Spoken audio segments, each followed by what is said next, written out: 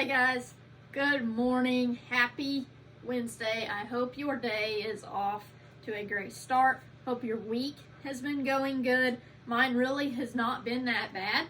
It's really been pretty nice.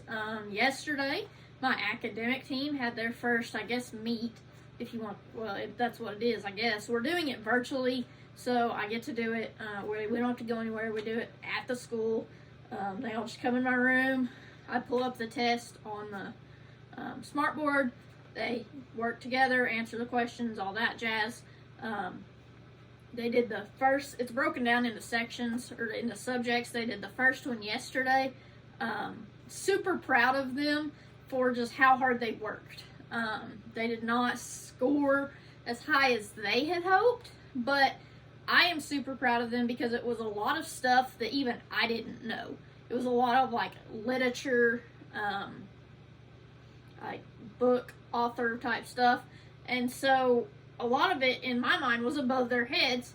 And so I was super proud at how hard they worked, and how much they wanted to succeed. And that was enough for me. But hope your week is off to a great start. What is something that you are thankful for this week?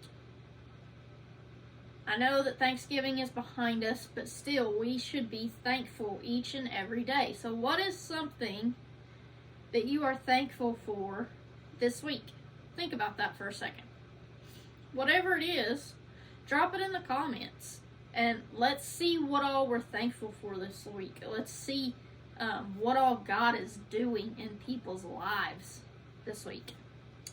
So today is December 8th. For those of you that are bad on dates, my kids are always, what is today's date? What is today's date? And I'm like, there's a calendar over there against the wall, and it was just on the smart board on the bell ringer. So, but, that's kids. But today is December 8th. It is a Wednesday. Today's title is Love Others. It says, pay everything you owe, but you can never pay back all the love you owe one another. Whoever loves other people has done everything the law requires. That's Romans 13, verse 8. It says Jesus doesn't have many rules for us. He doesn't make us pay him back or work extra hard for doing wrong things. There's one thing that he thinks we need to do. We need to love others. So that is what God's most important, his greatest commandment is to love the Lord your God, and then love others, right? That is what we are told to do. We are told to love one another. So it says Jesus doesn't have many rules for us. He really doesn't.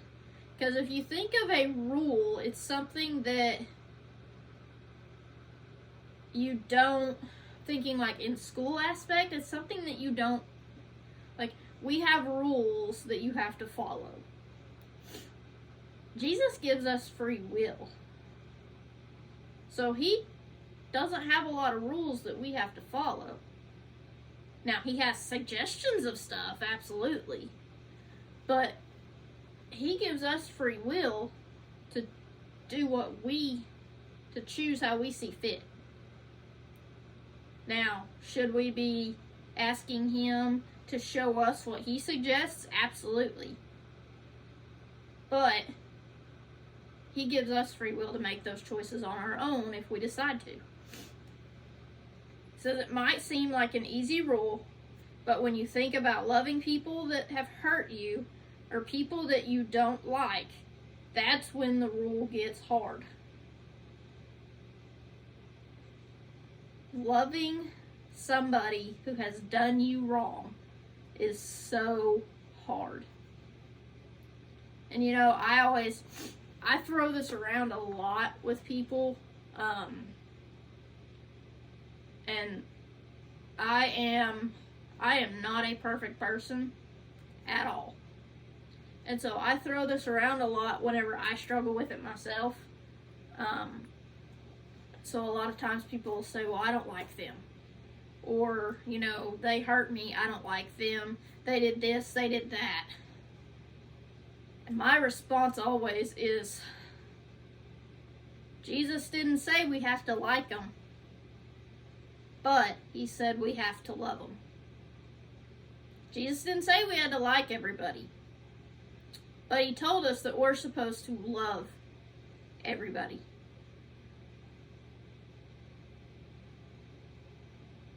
That's hard. Because we think of love as this great, big, grand ordeal. And we think of liking somebody as just, yeah, they're alright, I like them. When, in reality,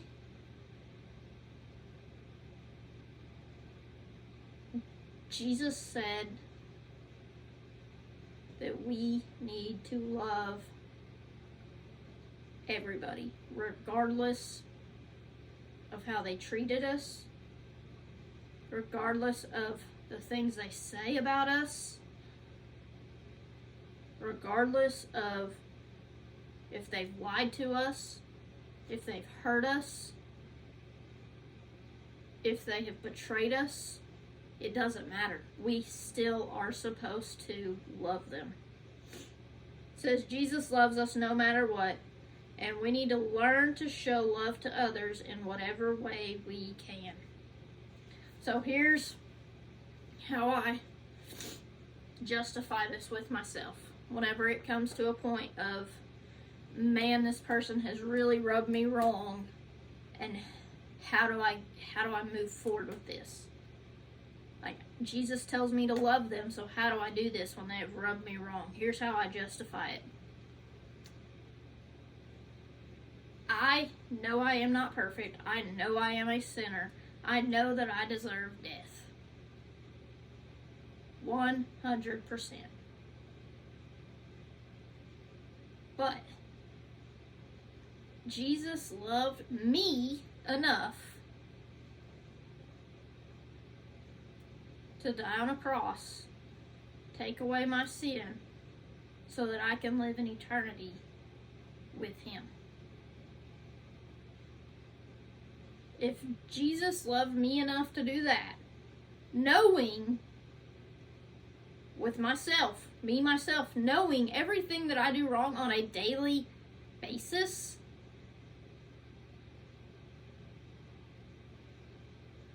because of that, I can love that person that hurt me. Does that mean that I have to be friends with them? Absolutely not. But does it mean that I need to love them like Jesus loves them? Yes. Hard as heck to do sometimes. But we should strive each day to do better than we did the day before. Prayer says, Jesus, you amaze me with the love that you have for me. Help me to love others all the time. Jesus absolutely amazes me every single day with the love he has for me. Because I know how much I screw up on a daily basis. And yet he still loves me. Yet he still died for me. And yet he would do it over and over and over again. No questions asked. So that should be our prayer every day.